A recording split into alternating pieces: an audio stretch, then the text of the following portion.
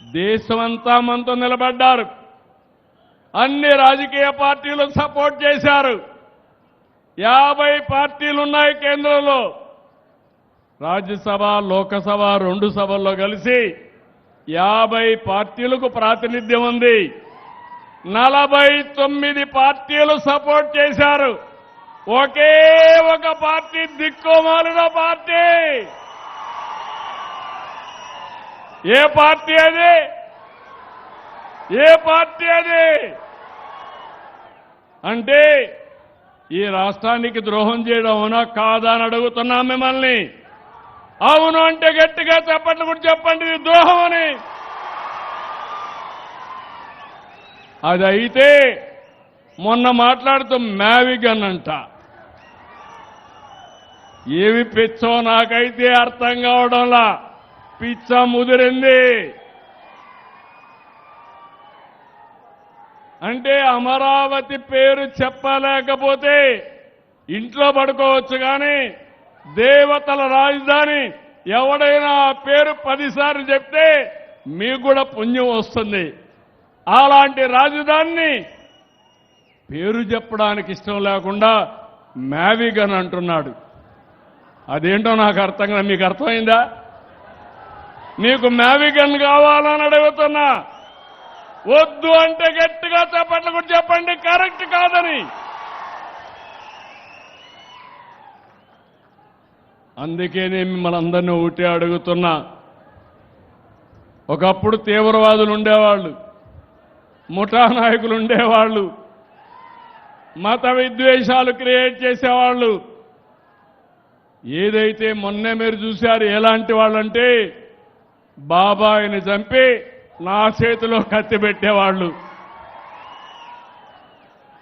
ఇది చూసినప్పుడు ఏం చెప్పాలో నాకైతే అర్థం కాదు. ఇప్పుడు అమరావతి బాగా పనులు అవుతా ఉంటే, ఊపందుకుంటే, రాష్ట్రంలో అభివృద్ధి అవుతా ఉంటే చూసి సహించలేక ఫ్రస్ట్రేషన్లో అవినీతి జరిగిందని మాట్లాడతాడు. నేను ఒకటే మీకు గుర్తుపెట్టుకోండి. ఈరోజు ఆంధ్రప్రదేశ్ రాష్ట్రాన్ని 2047కి ప్రపంచంలోనే ఒక అగ్ర రాష్ట్రంగా తెలుగు జాతి నెంబర్ 1 జాతిగా తయారు చేసే బాధ్యత మనం తీసుకుందాం. దీనికి ప్రణాళికలు తయారు చేస్తున్నాను. 3 ప్రాంతాలు.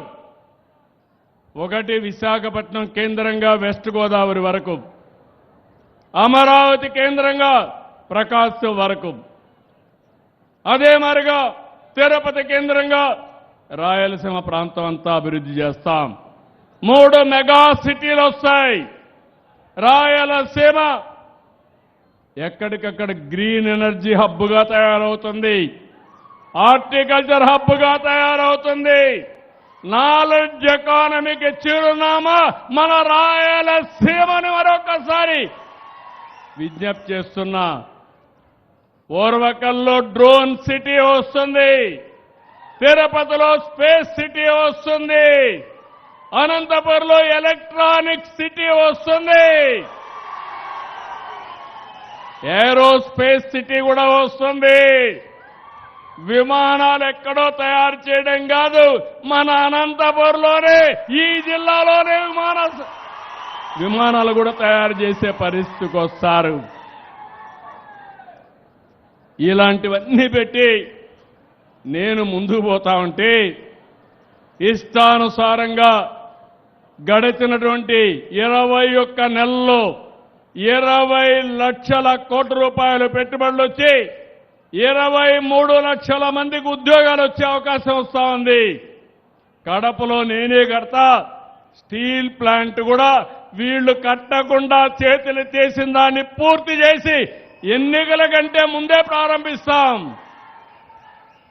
ఇలాంటివన్నీ మనం చేస్తే వీళ్లు రాష్ట్రం మీద పగబెట్టారు. పగబెట్టి ఇష్టానుసారంగా మాట్లాడుతున్నారు. పోయిన 5 సంవత్సరాలు వీళ్ళుంటే 2000 కోట్లు ఖర్చు పెట్టలేదు.